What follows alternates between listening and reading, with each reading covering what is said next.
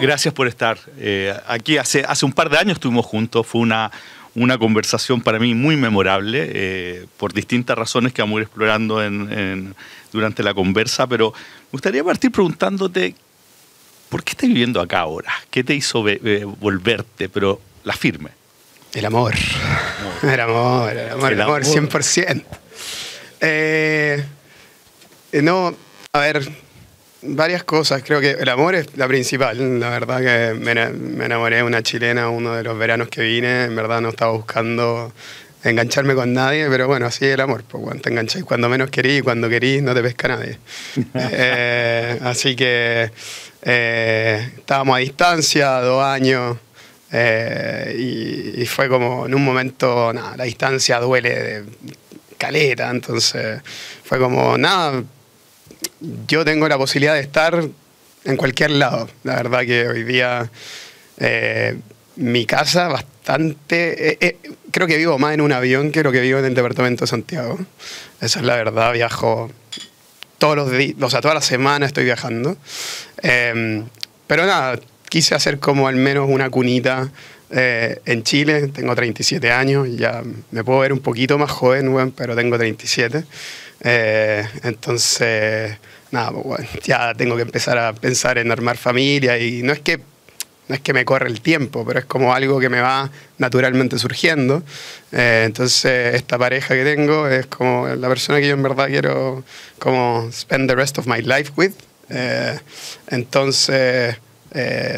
nada, pues, eso tiró el amor. Y después, en cuanto a la parte profesional, puedo ser CEO de Notco en cualquier lado, la verdad. Y Chile a mí me encanta como país y los que podemos gozar de las cosas espectaculares que tiene Chile, de ir a la nieve en 45 minutos y después irme a la playa en 1 hora y media y estar en el chiringuito de Zapallar y después pasar por Macul. Todo esto en el mismo día es una barbaridad las cosas que tenemos acá en Chile. Entonces esa vida también la echaba de menos. Los amigos, familión. Bueno, la Carla ya dio un poquito, viste, como la introducción, pero soy súper familión. Me encantan los asados de los fines de semana con mi familia. Y mis amigos somos los mismos amigos que éramos desde creo que los 9 años, porque yo me vine a Argentina, vivía en Argentina, entonces desde los 9 años tengo los mismos amigos, son las mismas tallas, bueno, y me dirán que paja, las mismas tallas por 30 años, pero te digo, son las mejores tallas que tenemos. Entonces, volver a mi mundo fue importante. Estar en Nueva York 5 años, ya está, ¿viste? Nueva York es espectacular, pero la vida es una weá que... el FOMO te come, ¿no? Está ahí todo el rato con un nivel de ansiedad brutal y veis al lado y cada weón que veis se levanta 1 minuto antes que tú a hacer exactamente lo mismo que tú, se acuesta 2 horas más tarde porque está haciendo más cosas y tú decís como, weón, me estoy metiendo en una máquina del tiempo que está buenísimo por 5 años, pero después te cansáis, weón. Entonces, nada, volví como a The Roots y creo que era súper importante volver.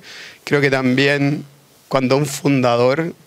Mira, lo bueno y lo malo de ser un fundador por ahí bien presente y donde creáis una marca que es un poco una extensión tuya, es que nadie te puede reemplazar mucho, ¿no?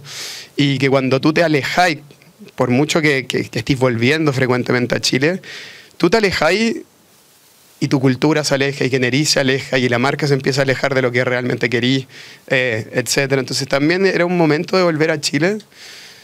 Y ya que la gente que estuviera en la compañía me conociera, bueno. La gente no me conocía, yo no conocía a la gente. Y a mí estar en el pasillo y no saber el nombre de una persona que voy a saludar es como un mamarracho. Bueno. Entonces, volver a Chile y volver como al core para transformar un poquito la compañía también era importante, porque donde estábamos yendo teníamos que cambiarla un poco, ¿no? Entonces fue un proceso medio refundacional de la parte profesional, tanto para la compañía como para mí como CEO, porque era un momento que yo tenía que cambiar la compañía. Teníamos que hacer cosas distintas, la estrategia tenía que ser diametralmente distinta. Y si queríamos una compañía distinta en los próximos 2 años, teníamos que saber cuáles eran las semillas que teníamos que plantar y dónde, ¿no? Y no fue fácil, fue un momento bastante duro, bueno, te diría, como CEO, como fundador. Fue un momento que por muchas ocasiones me fui sintiendo como un weón, como, ¿sabes que por primera vez no tengo la respuesta, weón? No sé a dónde vamos. No estoy seguro de lo que tengo que hacer. Y después te ponís los huevos y decís, bueno, acá pongo los huevos en esta canasta, en esta, y brace for impact. Y a veces salen las cosas y a veces no. Y lo bueno es que salieron. Y hoy día te puedo decir que estoy, por escándalo, en el mejor momento que he estado en la compañía. Y la compañía está en el mejor momento que ha estado en la historia. Y en los últimos 3 meses han pasado cosas que no podéis llegar a creerlo y yo no lo puedo llegar a creer. Por ejemplo. Chucha, me comprometí, weón. Yo quería que esta weá fuera en off, weón. Por eso te dije, weón, no voy a poder decir muchas cosas, pero pasaron cosas muy lindas, weón. En el fondo fueron 10 años de construir inteligencia artificial cuando nadie cachaba que era inteligencia artificial. Que probablemente por el 90% de la gente éramos vistos como unos pelotudos, que estábamos gastando muchos millones de dólares en desarrollo de tecnología, en algoritmos, en extracción de data y construcción de datos. O sea, nosotros recolectamos datos de ingredientes que incluso las compañías que venden esos ingredientes no tienen, ¿no? Entonces pudimos representar la industria de alimentos y pudimos representar un poco la percepción humana y sus conexiones con el sabor, color, textura y aroma y las emociones, por ejemplo, ¿no? Porque a ti tomar, o qué sé yo, comerte una milanesa es completamente distinto que a un argentino comerse una milanesa, pero no de la parte de tu valoración por la milanesa, es qué sentís, cuál es tu emoción. Probablemente, bueno, una milanesa acá en Chile no te lleva a tu infancia, en Argentina sí, ¿cachai? Porque ciertas notas de sabores de algunas cosas te llevan a algunas emociones.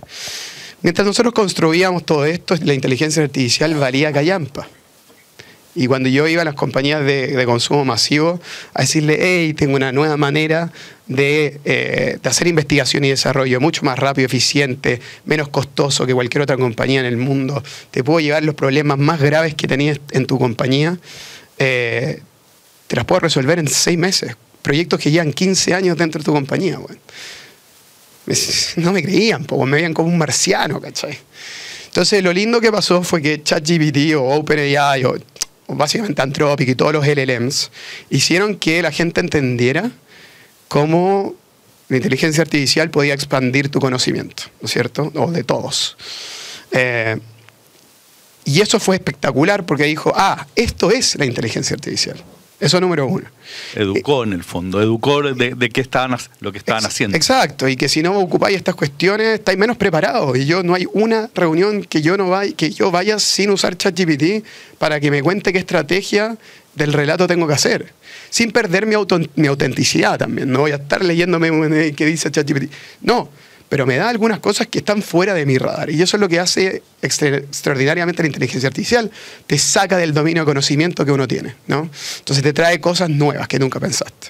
Bueno, Giuseppe hacía lo mismo, ¿no es cierto? Entonces exploraba de las miles y millones de ingredientes y posibles combinaciones que podía resultar en una combinación, una experiencia sensorial particular que cuando uno la coma en Brasil, en Argentina o en Estados Unidos, te dé o te conecte con una emoción y con un momento, mucho más que solamente un alimento, ¿cachai? Una parrilla es mucho más que una parrilla. ¿Cachai? Como una sobremesa no es una sobremesa. Es lo social, es la amistad, es lo que se cuenta, es el tiempo, es el pucho, es otra cosa, ¿no? Entonces, ¿cómo creábamos este mundo? Por el otro lado, la industria de consumo masivo está en una tormenta perfecta. O sea, si ustedes ven y van a los gráficos de cómo le está yendo a las compañías más grandes de consumo masivo, van a ver una tormenta perfecta. Pasaron 3 cosas particulares. 1, todo se empezó a comoditizar. Entonces el ketchup de una marca, la mayonesa de una marca, qué sé yo, la salsa de tomate, etcétera, empiezan a salir las marcas propias. Y las marcas propias empiezan a competir con exactamente la misma calidad que el producto que venden las marcas súper grandes, casi la misma calidad al 30%, 40% más barato el precio, ¿no?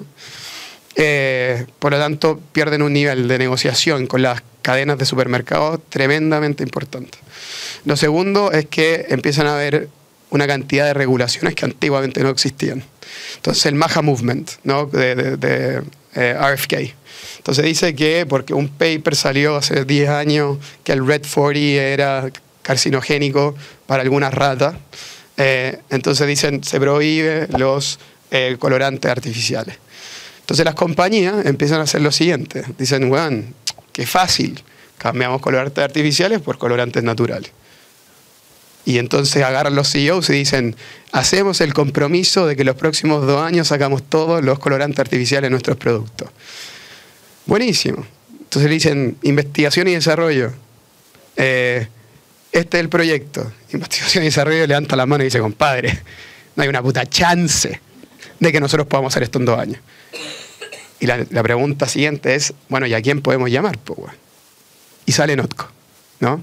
Entonces empezamos a convertirnos en el Better Call Saul de la industria de consumo masivo por todos estos 10 años que fuimos construyendo mucha data y también unas capacidades tremendas que ahora la conversación técnica pasó a ser una conversación existencial para las compañías de consumo masivo, ¿no es cierto? Entonces, de vuelta, yo antes hablaba con el weón de investigación y desarrollo que le reportaba al CFO, ¿cachai? O sea, era un centro de costo, no tenía absolutamente ningún rol estratégico, cero, ni uno.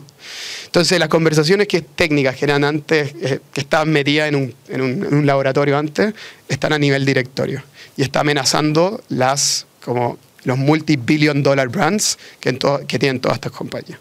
Y te diría que en el tercer lugar, las guerras y el cambio climático, que no es hueveo, o sea, ya se tornó una cuestión de verdad. Mira, de aquí a 10 años está pronosticado que no van a haber suficientes naranjas para que todo el mundo se tome un jugo de naranja. Y creo que eso nadie lo sabe. Que es una locura. Hay un virus que se está metiendo, dadas ciertos parámetros del climate. Hay un virus que se está spreading como para todos lados, que se llama greening effect. Básicamente hace que las naranjas salgan verdes y amargas. Entonces, puta, Minute Maid, Del Valle, todas están mirando que probablemente pueden quebrar de aquí a 10 años. Entonces, ¿qué es lo que hacen? Better Call Notco. Y nos llaman y nos dicen cómo podemos reproducir exactamente la misma experiencia sensorial, color, textura, todo de la naranja, sin necesariamente tener los árboles de Florida, ¿no? Lo mismo con las avellanas del mundo para Ferrero, lo mismo para el chocolate en el mundo. Si ven el precio del chocolate, métanse a ver el precio por tonelada de chocolate. Parece petróleo. Realmente parece petróleo. Claro, como va el precio, ¿no? Es absurdo. O sea, fíjense en las góndolas. Miren San Enús. Reformato, bajan, cobra más caro por formato más chico, empiezan a sacarle un porcentaje de cacao. Entonces, está pasando un montón de cosas detrás de la industria de alimentos que nosotros pudimos ver hace 10 años, ¿no? Y por eso hoy día tenemos las compañías de consumo masivo que están, probablemente las 20 más grandes están haciendo cosas con nosotros hoy día, en todo esto que te estoy explicando, pero creo que lo más power de todo es que la inteligencia artificial hoy día tiene un problema importante. Estoy hablando de las LLMs, ¿no? De OpenAI, de Anthropic, de NVIDIA, etc. No está todavía muy claro cómo ellos van a llegar al mundo físico, ¿vale? Obviamente que en términos como de conocimiento general, estas plataformas son una wea impresionante, ¿no? Se leyeron todos los libros que han existido en la historia de la humanidad, imagínate, saben todo, ¿no? Y están muy bien curados, entonces no hay fake news, no hay mucho... no están los errores que había antes con la inteligencia artificial. Ahora sí pasa una cuestión importante, es que mucho del valor que puede generar la inteligencia artificial está en data privada en industrias como verticales muy específicas. Pharma, por ejemplo.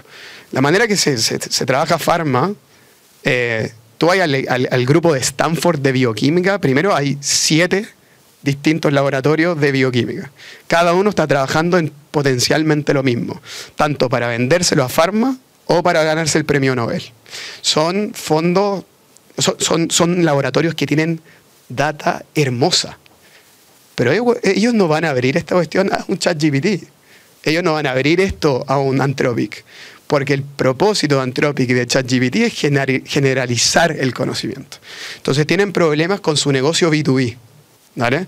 El negocio B2B es que si ChatGPT va a Coca-Cola, jamás le van a dar los datos de la fórmula de Coca-Cola o de Fanta o de Sprite o de lo que sea, o de Powerade, o etc.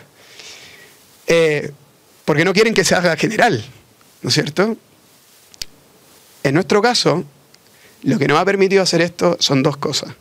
Las compañías, por la validación técnica que nosotros necesitamos, potencialmente vamos a tener acceso absolutamente a toda esa data, ¿vale? Que ya la empezamos a tener, porque Notco se fue a un modelo de negocio de Enterprise AI. Mira, nunca pensé que yo te iba a estar diciendo esta weá. Pero nos fuimos a Enterprise AI.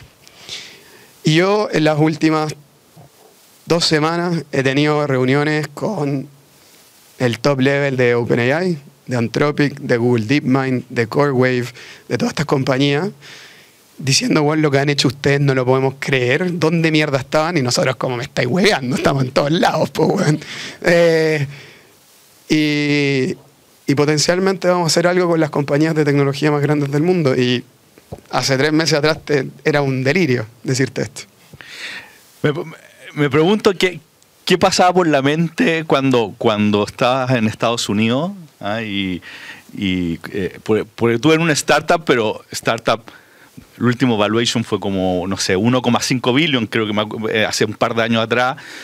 Han levantado cientos de millones de dólares. Sí. Entonces me imagino los inversionistas allá en Estados Unidos que habían apostado por una empresa que va a revolucionar, ¿cierto? Sí. Y de repente el CEO dice, me vuelvo a Chile por amor y tengo que repensar el modelo y voy diametralmente distinto. ¿Cuál es la reacción? ¿Cómo manejaste eso en términos de las expectativas de toda la gente que ha invertido? Uno siempre tiene que pensar, mira, al menos lo que ellos te prometen, de vuelta, esto hay inversionista, y creo que lo que fuimos extremadamente inteligentes nosotros fue, y bueno, también tuvimos la suerte de, que todas las rondas que nosotros levantamos pudimos elegir a qué inversionista queríamos traer, ¿no? El inversionista invierte en ti, no invierte en startup. Y cuando el fundador o se va o se vuelve completamente loco, los inversionistas más o menos que ya como que they write off el startup, ¿no? A muchos startups le ha pasado. Que los fondos dicen, ok, mira, ¿sabes qué? Dejo de confiar en este compadre y me voy. Y de hecho renuncian a sus board seats. Y ha pasado caleta. O sea, tú vas a los startups, tanto chilenos como latinoamericanos, gringos. Esto pasa todo el tiempo. Creo que uno también tiene que ser como que tú tenés que ir a un lugar donde hay convicción, donde no prometís nada, porque no sabís y nadie tiene la bolita de cristal. Pero si vais con una convicción de que, bueno, efectivamente vaya a convertirte en el OpenAI de la industria de consumo masivo, y dais 7 razones, 5 razones de por qué podía hacerlo y cómo lo vaya a hacer, un inversionista que realmente invirtió en ti va a ir contigo, güey. Va a decir, listo, loco. El venture capital se invierte con todo el riesgo de que el 90% de las veces la weá fracasa. Que en un 5% o 7% remaining vaya a salir igual o peor de lo que metiste. Y en casi un 1% la vaya a pegar. Y eso es la serie A, en la serie B, en la serie C y en la serie D. Entonces, te metiste, si no estáis dispuestos a sufrir esta incertidumbre como inversionista, estáis en la industria incorrecta, ¿cachai?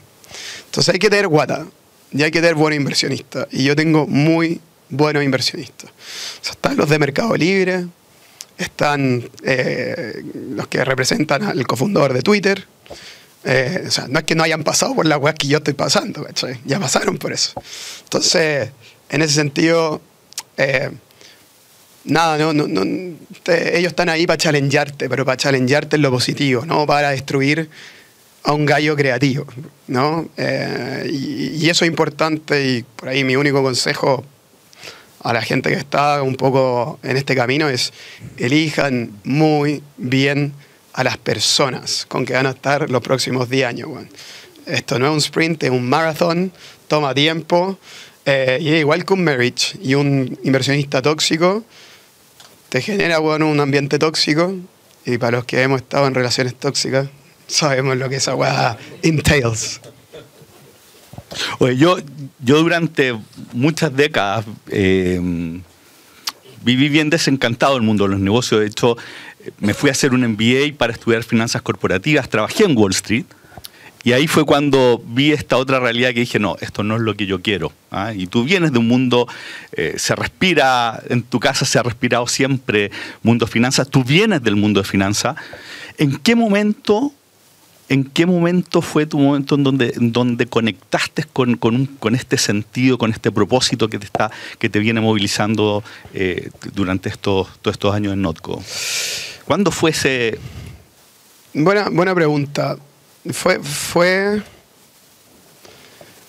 Te diría que, mira, nunca hay un momento de la ampolleta, ¿cachai? Siempre hay como ampolletazos de repente, ¿no es cierto? Y creo que la primera vez fue cuando estaba haciendo mi práctica en JP Morgan en Hong Kong. Y tuve la suerte de estar en la banca privada. Y una de las cosas que hacía la banca privada era manejarle el patrimonio a gallos que tienen, digamos, lucas, claro, exactamente. Y lucas grandes. Lucas grandes. Y eran de todos lados del mundo. ¿Ya? Hong Kong tiene esta como especie de realidad paralela, weón, donde casi todos son australianos, ingleses o neozelandeses. Y aparecen un par de europeos por ahí. Y creo que fue un momento en donde yo veía un par de familias que habían heredado la plata. Y era un desastre la weá. Era realmente el niño de 15 años tenía un Miró en su casa y el otro güey le compraban el Ferrari y el... Listo. Asia, by the way, tiene el proceso de destrucción de capital más grande, más rápido del mundo, ¿no? En términos de generación en generación. Se las patina, o sea, básicamente tercera generación se las patinan todas. Pero todos me contaban historias de cómo generaban el patrimonio.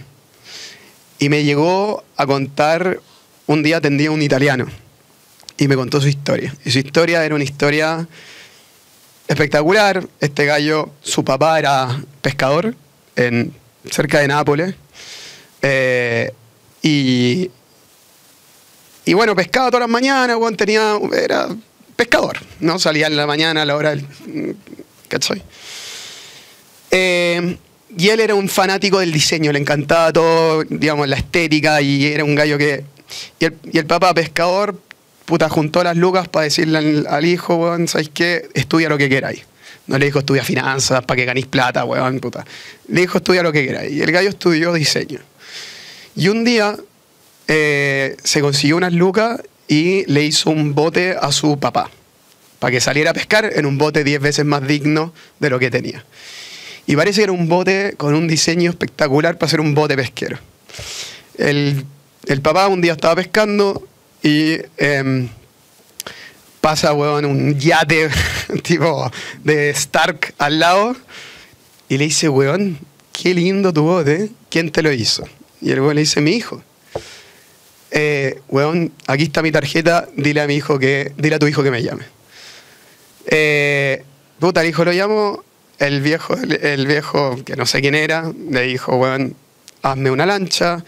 El compadre salió en la lancha, sus amigos le dijeron, ¿dónde conseguiste esa lancha? Tarjeta, y el weón había construido la tercera compañía de yates más grande del mundo. Cuando me contaba esta weá, primero que todo fueron 2 horas. Yo estoy resumiendo así, weón. Le brillaban los ojos. El weón era un agradecido de la vida. Y decía, weón, yo quiero ser este weón. No quiero ser lo otro, weón. Quiero ser este weón, ¿cachai? Entonces, poco después, yo ya como convencido, weón. Yo quiero ir en este camino. Ahora, ¿cómo? No tengo idea, ¿cachai? Justo yo jugaba rugby, créanlo, ¿no? En primera división, como 3 años. Y un día, lesión, me voy a operar en Nueva York. Y fue un momento re negro para mí, porque al final me di cuenta que mucho de todo lo que ¿Tu identidad? Claro, mi identidad estaba en el rugby. Y el rugby era para mí, me llenaba la vida completa de amigos, de amistad, de un nivel de profundidad, como de trabajo en equipo, weón. Y bueno, y lo perdí, po, porque después de esa operación, o sea, no iba a volver.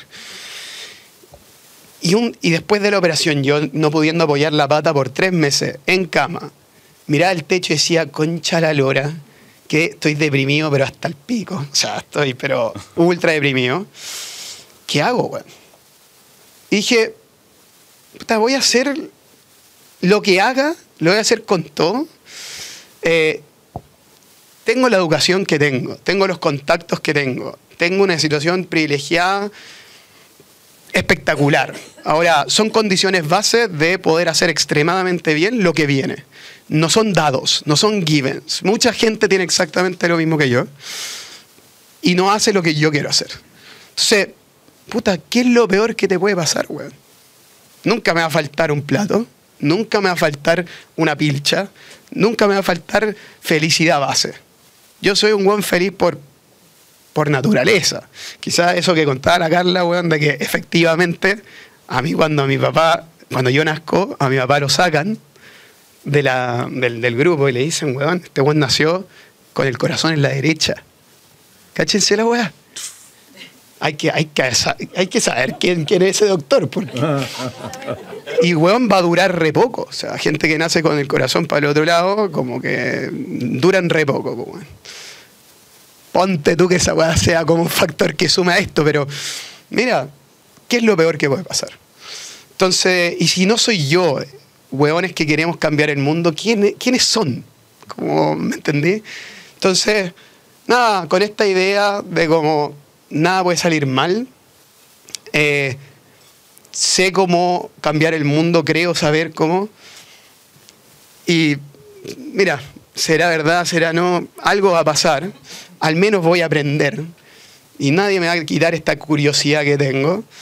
Me lancé, pues, bueno. Y ahí empecé, y Notco no es mi primer emprendimiento, Notco es mi tercer emprendimiento. El primero fue un fracaso miserable, el segundo fue un éxito parcial, pero muy lindo, y el tercero es Notco. Y lo empecé a los 27 años, cuando en verdad no sabía nada, weón, y tenía mucho más ganas que racionalidad, ¿cachai? Y yo creo que, y siempre pienso, weón, digo, chucha, cuando Kasek Ventures, que son los fundadores de Mercado Libre, vieron a este loco hablando puras weas probablemente, creo que su pensar es como, claro, este weón está tan loco que puede lograr. Volada encuentra una wea increíble, ¿cachai? Así que nada, te diría que ese fue como mi proceso y de vuelta, uno conecta los puntos cuando ya está más avanzado, ¿no es cierto? Y no es solo un punto, son 1.000 millones. Es la familia que tenía al lado, son las pololas que tuve por mucho tiempo, que me acompañaron en una senda bastante egoísta, ¿no es cierto? Porque puta, uno viaja y el emprendimiento de uno es todo y ¿viste? Uno se salta cosas que deberían no saltarse y uno es bien egomaníaco en ese proceso, sobre todo al principio, y sufrís como loco y trabajáis como loco. Y siempre que me piden a mí consejos, es la raja esta weá, porque siempre que me piden consejos de qué le diría ya a las nuevas generaciones y la weá, mi primer consejo es no emprendan, weón. No emprendan, concha la lora, es un martirio. Si no estáis dispuestos a sufrir 6 años, un martirio, porque es un martirio, puta, ándate a Falabella, weón, ándate a ¿cachai? A Cencosud, a CMPC, a VHP. Está todo bien. Oye, y ahora mirando para atrás, ¿qué hubiese hecho distinto? Si pudiera ir... Nada, pues, no, nada. No hubiese hecho nada porque no estaría acá. Creo fielmente como en el Butterfly Effect y no estaría en mi mejor momento si no hubiese estado en mis peores anteriormente, ¿cachai? Si creéis que el costo de matarte por algo que realmente creí, olvídate de cuando recibís la cuenta del arrepentimiento de no haberlo hecho. Pues. Entonces yo no me arrepiento. Mati, Estamos viendo tiempos en donde hay una profunda crisis de sentido, ¿ah? Y particularmente las nuevas generaciones, la búsqueda de sentido está muy presente. Y tú hoy día se te ve, pero muy movido con un propósito potente y la gente que está alrededor tuyo, me imagino que también. Las empresas de la nueva economía, los startups de la nueva economía están muy basados en esto. Pero al mismo tiempo vemos que esto, como los jóvenes se tomaron mucho protagonismo por la evolución particularmente el tema tecnológico, se volvió una moda el tema del propósito, ¿ah? Y vemos todas las empresas tratando de avanzar en eso. En la conversación anterior, yo me acuerdo, tú fuiste bien crítico con respecto al mindset de los empresarios más antiguos y las empresas más tradicionales. ¿Ha cambiado tu visión o seguís viendo esto que en realidad lo que es para poder corregir, para poder conectarse con este sentido, esto tiene que ver con generar nuevas empresas más que transformar empresas tradicionales? Mira, creo que es un error garrafal separar los empresarios antiguos, ponte tú, de los nuevos. Son otros tiempos, son otras condiciones. Los empresarios antiguos probablemente son segunda generación de inmigrantes que o siguieron los negocios que hicieron la primera generación, que la primera generación no hablaba ni castellano. Entonces, ¿qué propósito tenía ahí aparte de nunca vivir más lo que vivieron sus papás o ellos mismos en las guerras, ¿cachai? Todos venían escapando de weá y todos llegaron acá con una mano adelante y otra atrás. Entonces, como decir, oye, weón, es que puta, la maquinaria de envase, weón, no tiene un propósito. Está perfecto, weón. ¿Por qué ellos van a tener que tener un propósito? Entonces, a mí me carga esa como disección que se trata de hacer con los empresarios antiguos y los nuevos. Cada uno en su momento. Creo que hoy día el mundo vive distintas cosas, ¿cachai?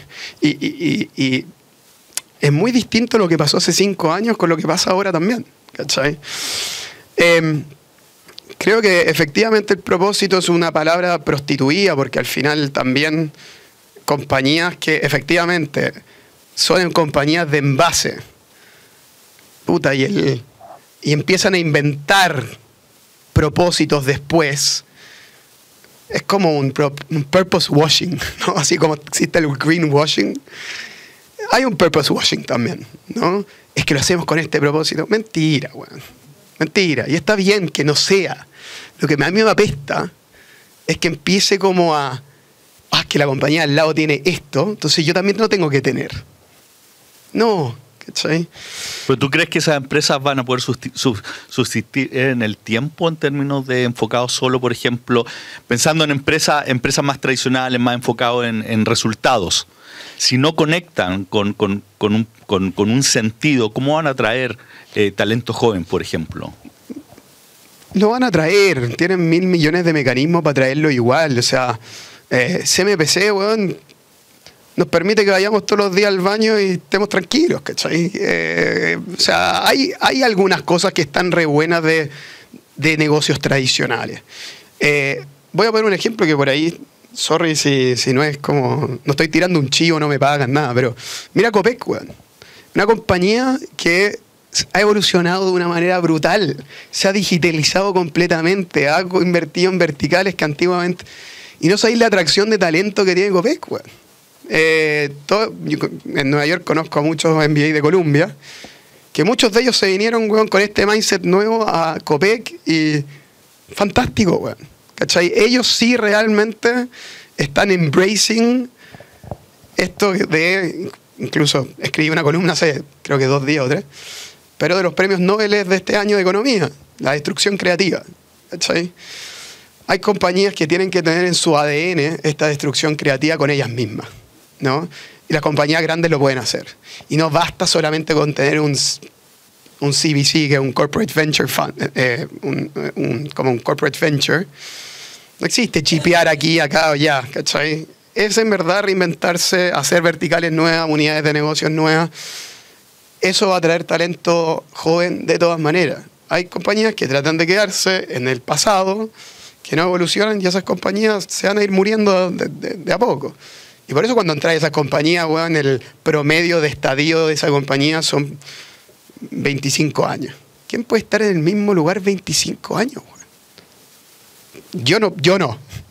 Quizá hay mucha gente que sí, pero yo no. ¿No?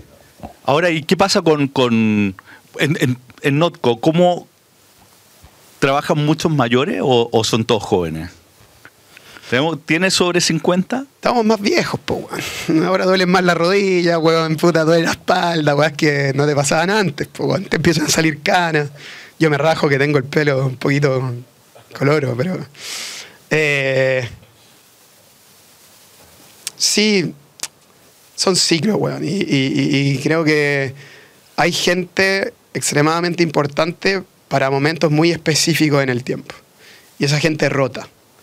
Y las compañías, al igual que los seres humanos, somos entidades vivas que se transforman. Y por eso yo siempre digo, aunque muchos me huevean infinito de recursos humanos, que tenga que tener los valores, la cultura escrita en un papel, callampa. Yo no escribo esa hueá porque al final de cuentas, si no somos como entidades que se adaptan todo el rato a lo que pasa, a lo nuevo, a lo que viene, estamos cagados, ¿cachai? Entonces... nada, eso es como lo mantenemos internamente en Notco. No es fácil, porque al final también hay un cuestionamiento de, bueno, ¿y ahora dónde vamos? ¿Y ahora dónde vamos? ¿Y ahora dónde vamos? Y a veces parecemos bastante esquizofrénicos, porque vamos para allá, bueno, pero vamos para allá y vamos para allá. Y creo que mostrarse también de que uno no tiene toda la certidumbre está bien. Y si te molesta esa weá, no tenéis que trabajar en Notco. Y no tenéis que trabajar en una compañía que está como... tratando de reinventar o pensar en los próximos 5 años. Y le vaya a dar algunas veces, pero la gran mayoría no. Si no tiene una tolerancia a la frustración de la concha de la lora, ándate, porque lo va a pasar mal. Y sí, y creo que una de las técnicas que más me ha resultado, por lejos, es que en la entrevista y en el proceso de entrevista, digamos 5 de las razones de por qué no tienen que entrar a Notco. Más que por qué tenéis que entrar. ¿Y cuáles son? Depende de la persona. Pero puta, se trabaja la concha a la lora. O sea, realmente es todo cuesta arriba. Aquí se trabaja 24/7 y te pasa, hay un efecto Notco, que es que, weón, no lo sentís hasta que empezáis a soñar con la pega. Es la weá que tenéis que hacer mañana o se te ocurrió una idea y... te ponéis la cantidad de conversas de café que empiezan a pasar con concha la lora. Ayer, weón, soñé que teníamos que lanzar X. O a un weón se le ocurrió un módulo nuevo de Giuseppe de, weón, calculemos la vida útil porque podemos simular, weón, el proceso de oxidación de... listo, weón, y nos vamos. Entonces, es muy duro, muy duro, muy duro. Requiere mucha cabeza, mucha dedicación.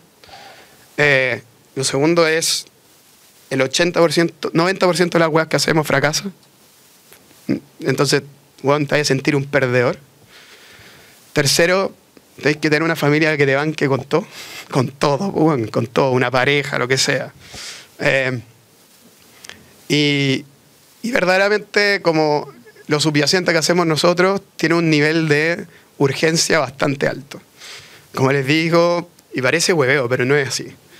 Se van a acabar las naranjas. Las avellanas no crecen de la misma manera, entonces los sabores y la grasa no tiene, digamos, no tiene lo mismo. Las almendras, no hay agua suficiente para regar a las almendras. Entonces, todo esto que estamos viendo y tomamos por sentado que va a existir en los próximos 50 años, tiene riesgo existencial, ¿cachai? Entonces, nosotros no nos podemos dar un día de no avanzar en estas vías. Entonces, si no tenéis un sentido de urgencia, compadre, ándate a una fintech. Ándate a otra compañía. Está bien, ¿cachai? Mati, déjame hacerte la última pregunta antes de abrir para que te hagan preguntas directas también. Y no una pregunta chica, la que te quiero hacer, que tiene que ver con que una de las cosas que hacemos nosotros desde el observatorio es observar las nuevas generaciones. Y una de las creencias que vemos con mucha fuerza tiene que ver con la equidad. Y creemos que la equidad ha sido también motor de muchas de estos estallidos que hemos estado viviendo. ¿Qué es la equidad? Equidad en términos de acceso a igualdad de oportunidades, en términos de que la compensación del valor tenga que ver con la contribución. Esto me acuerdo una conversación con Maturana, que Maturana decía conversando con el mayordomo cuando iba entrando, y le pregunta y le dice: ¿usted sabe que yo gano más que usted? Decía: sí, claro. ¿Y qué le parece? Le dice: me parece muy bien, usted tiene mucho más, se lo merece. Entonces le empieza a hacer un ejercicio y le dice: ¿y si le digo que gano 5 veces? Me parece bien. Y empieza a aumentar hasta que un momento llega y dice: no, ahí se fue un poquito se fue al chancho. En términos, me refiero que en términos de la distribución, que haya valor generado y que a los distintos grupos de interés.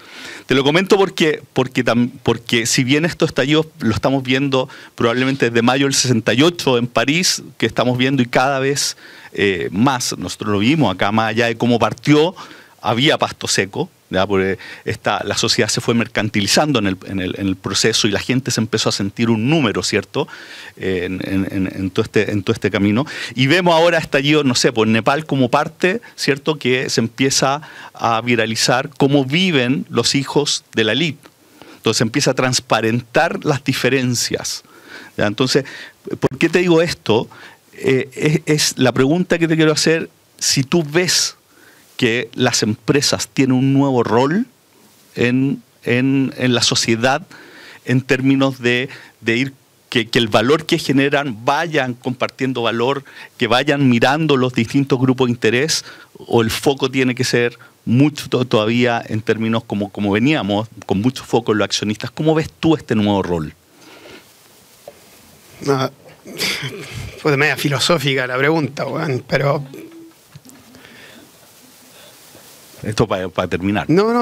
Como que no he pensado en esta respuesta. ¿Ves un rol distinto de la empresa hoy día hace 40 años atrás o 60 años atrás? Creo que las sociedades son una reflexión de la articulación de un sistema. Mirar solamente un sector no contribuye, weón, a la explicación de absolutamente nada del sistema completo. Yo creo que hay que mirarlo de una perspectiva política, de un sistema político, de valores sociales y de un montón de otras cosas. Las empresas son una parte más de un sistema multifactorial y multidimensional. No hablemos ni siquiera del rol empresarial. Bueno, acá hay que irse... no a la moral ni siquiera, es los valores sociales, weón. O sea, mira, si hay una weá que, de vuelta, no es el mejor ejemplo, pero los argentinos, yo cada vez que voy a una mesa como de conversación, los argentinos, weón, al menos se matan en la mesa. Se mandan a la concha a la lora, weón, se gritan, no sé qué, salen, se fuman un pucho, se toman un fernet y están ok.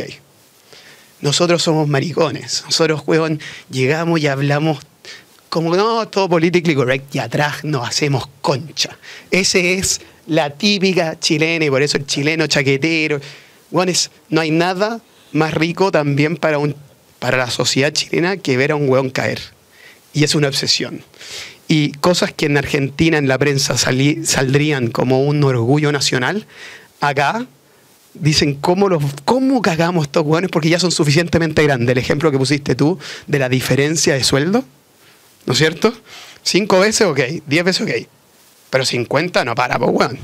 ¿Cachai? Entonces, si despegáis mucho acá, tenemos una sociedad que castiga y ojalá que caigáis. Entonces, mira, acá esto es mucho más profundo que el rol de las compañías o la equidad que podemos lograr en compañía. Esto es un rol que tenemos que revisar a nivel social. De individuo. Pero eso toma tiempo, educación. Y hoy día educación. Educación es la solución de largo plazo. El tema que hoy día, ¿qué organización queda en pie? Son las empresas. Hoy día es el reinado de lo empresario. Dime qué ha hecho el Ministerio de Educación.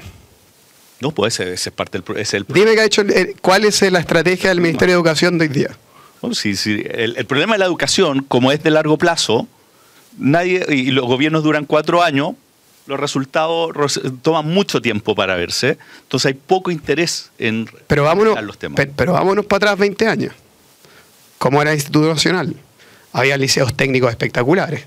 Había 1.000 millones de cosas que lo que tú decís era mucho más probable. Lograr equidad era mucho más probable porque tenías un sistema educacional 10 veces mejor. 100 veces mejor. Hoy día vaya a tirar molotovs, ayer era, weón, realmente matarte para poder llegar al Instituto Nacional. Y los weones del Instituto Nacional, y yo tenía compañeros en la Chile del Instituto Nacional que eran unos animales, que eran, weón, unos weones secos que terminaban, weón, el Banco Central manejando la economía del país, weón. Hoy día eso no está, weón. Entonces, mira, alguien tiene que empezar, porque si tú me decís, bueno, pero es que puchas que duran 4 años, sí, pero, weón, alguien tiene que empezar. Y creo que el rol también de la parte privada, del emprendimiento, es educación.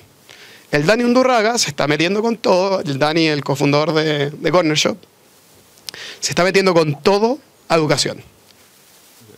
Weón, apoyen a ese weón. Ese weón puede cambiar el futuro ¿cómo se llama? De los jóvenes chilenos, weón.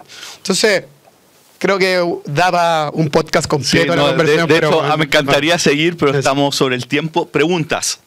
Te definiste como ahora Notco una enterprise de inteligencia artificial, consumo masivo.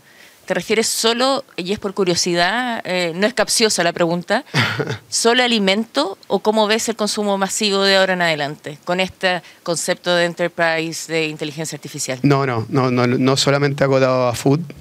Alimento es solamente una vertical súper, súper importante.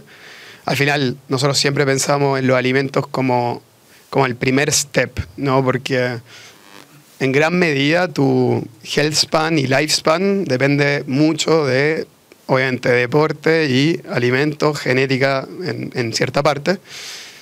Pero el primer brick es foods, ¿no? Health span y lifespan es básicamente lo que vas a vivir, los años que vas a vivir y cuán bien vas a vivir los años que te tocan vivir, ¿vale? Entonces los alimentos obviamente tienen una directa proporcionalidad o incidencia a eso. Después está personal care, home care, cosmetics, está incluso la adyacencia de pharma.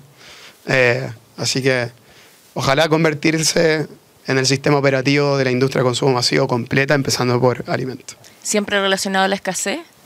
¿Hay algo que está pasando con? No siempre relacionado a la escasez, sino que también, esto es público, así que lo puedo contar, pero nosotros empezamos una investigación hace 2 años y medio de cómo tratar de ayudar un poco de vuelta al health span y lifespan con ingredientes, ¿vale? Más directo en términos como funcionales. Entonces, ¿cómo podemos encontrar la combinación de ingredientes naturales para de alguna manera apoyar a la gente que ocupa Ozempic o deja el Ozempic? Porque al final el rebote es absolutamente 100% cuando dejáis de usarlo. Entonces, ¿cómo podemos investigar en la ciencia de los alimentos y los ingredientes algo que no lo reemplace? Porque la verdad que el efecto de los Ozempic y el Wegovy y todo es brutal. Es cómo podemos generar más naturalmente la enzima GLP-1, pero también podemos interferir en la producción de DPP-4, que es básicamente como el componente que mata la GLP-1, ¿no? Entonces, nada, estrategias un poco que no se han pensado antes. Que ese es como nuestro lado como del breakthrough innovation, que es pensar un poquito en cosas que no existen que queremos crear. Y no solamente como en reemplazos o arbitrajes de cosas que están muy caras o escasas o etcétera. Cuando tú empezaste a expandirte en distintos países, especialmente en Latinoamérica, ¿cuál fue tu experiencia? ¿Cuál es un consejo que me podrías dar? Porque necesito expandir una empresa por Latinoamérica principalmente. Lo hiciste con muchos recursos, con pocos recursos, te instalaste localmente, contrataste gente local, o cualquier consejo que podrías dar. Gracias. Siempre es duro dar consejos porque no conozco tu realidad y no conozco tu empresa y no conozco nada. Entonces, como que estoy tirando consejos blind. Sí, en tu experiencia, sí. Creo que el problema número uno que te lo dicen, pero lo hacía igual, y lo voy a hacer igual aunque yo te lo diga también, es no todos los países funcionan igual. Y no todos los consumidores son iguales. ¿Y hay que contratar gente local? Sí, pero esa weá no te garantiza el success de ninguna manera. Es duro porque si partiste en Chile y así una en Argentina, vaya a ser el chileno. Si partiste en Chile y vaya a Brasil, te van a decir el chileno, el chilenito, ¿no? Entonces, yo creo que lo primero es explotar, pero lo máximo que podáis en Chile, tu curva, cuando ya veis que está un poquito plana, ahí es el momento de salir, no antes. Porque cuando uno se apura mucho, y depende del juego que estés jugando, mi juego era un juego de explosión, en el fondo, es go big or go home, ¿no? Yo sí tenía los recursos, yo sí me podía equivocar, ¿no? Y me equivoqué infinitas veces, ¿no? Y la recagué infinitas veces. Pero tenía la chance de volver a armarme todo el tiempo, ¿no? Y si no resultaba, ya de nuevo, ya de nuevo, y de nuevo, y de nuevo, y de nuevo. Argentina, para nosotros fue una cosa impresionante. No sé si fue porque, weón, vivía allá y sabía que le gustaba a los argentinos, pero despegó con todo. Brasil fueron 4 años de miseria. Y, weón, trayendo nuevos country manager, weón, y saliendo y yo no sabiendo nada. Y, weón, fue un desastre. Al quinto, cuando ya queríamos salirnos, la weá anda. Así es la vida, weón. Entonces, si queréis salir, tenéis que estar seguro que el bebé que tenéis en las manos sea lo más grande posible y después ir a buscar el resto. Ese sería mi consejo, weón. Pero, de vuelta, no sé cuál es tu realidad. Mi pregunta tiene que ver más contigo. Hemos hablado de liderazgo, eres más que en el fondo un referente en torno a autoaprendizaje y autogestión. Y Alexis por ahí hizo una pregunta sobre el propósito, de purpose washing. ¿Tú sentiste inicialmente o sientes hoy como un propósito personal? ¿Puedes declararlo? Y ahí con un matiz, ¿cuáles han sido las fricciones en todo este... Tú dices largo camino, 35 años, pero intensos. 37. 37 años, pero intensos, bueno, igual. Autofricciones contigo, con tu propio framework, con tu personalidad, con tu vivencia ante la incomodidad y el cambio que implica vivir toda esta incertidumbre que has descrito. Mira, hay un capítulo de mi libro favorito que lo revisito cada vez que me siento con estas fricciones, no solo del propósito, sino que como de la confianza en mí mismo, que se llama The Struggle, ¿ya? El libro se llama The Hard Things About Hard Things. Y yo leo esa página, que es como una página y media, que es un capítulo que se llama The Struggle, y me pongo a llorar y digo, concha mi madre, no estoy solo, weón. Y obviamente que tengo 2 veces a la semana terapia. Así que obviamente, y la tengo hace 30 años. O sea, de mis 37 años, 30 años he estado yendo al psicólogo no tantas. Así que eso te diría, si uno no se enfrenta a eso, es un negacionista. Y es imposible que hagáis cosas como la que hemos hecho nosotros, ¿cachai? Y de vuelta, uno también, weón, se tiene que rodear de gente que lo complemente a uno. Bueno, lo bueno de la terapia es que cacháis muy bien las cosas que eres muy malo haciendo, ¿no? Entonces, cuando tú tenés esa awareness, puedes ir a buscar a la gente que te complementa, a tus bastones de los lados, ¿cachai? A buenos que te tiran para arriba cuando estáis bajo, a buenos que saben las cosas que tú no sabéis, que disfrutan las cosas que tú no.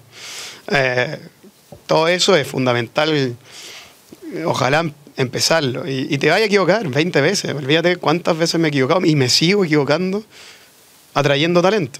O sea, ahora, tenéis que ser un huevón que se da cuenta rápido de eso y sacar a la gente que no está funcionando en este reloj, porque son puro engranaje. Te falla uno, te fallan todos.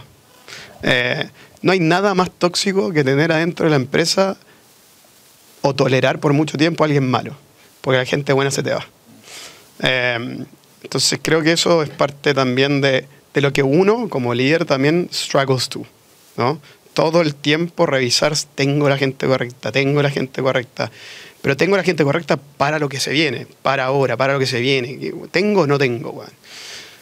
Y en eso es un camino solitario y duro y, weón, puta, bastante maricón, ¿cachai? Porque nada, te sentí un malo, weón. Todo el rato eres el malo de la película, ¿cachai? Hay una frase que a mí me encanta una de mis películas como top 3, que es de Batman The Dark Knight, que dice: Either you die a hero or you live long enough to see yourself become the villain. Que no puede ser más verdad esa weá. En ese sentido, ¿hay alguien que tú ves como una figura que te inspira? No tengo dioses en ningún lado, weón. Yo me inspiro con todos, weón. Con la señora, con la Gina y Doris, que vienen a las 7 de la mañana, weón, todos los días, desde la concha a la lora, a limpiarnos todas las weas que hacemos en la oficina y se van a las 8 de la noche y tienen una vida, weón, de mierda, en el sentido de struggle. Esa gente me inspira, weón. Sí, mucho más que cualquier weón más endiosado. Soy un fan de Elon Musk, mal, porque creo que el compadre es el Miguel Ángel de nuestra generación. Con todos los bats que tiene el weón. Nada, pero eso te diría como... Yo no aspiro a ser Elon Musk, yo no aspiro a ser Sam Altman, no quiero ser ninguno de esos weones. No me da para ser ellos tampoco, weón. Yo no tengo las capacidades intelectuales que tienen ellos. Pero tengo otras cosas. Muchas otras cosas. Gracias, Mati, por haber venido hoy al Bien Común.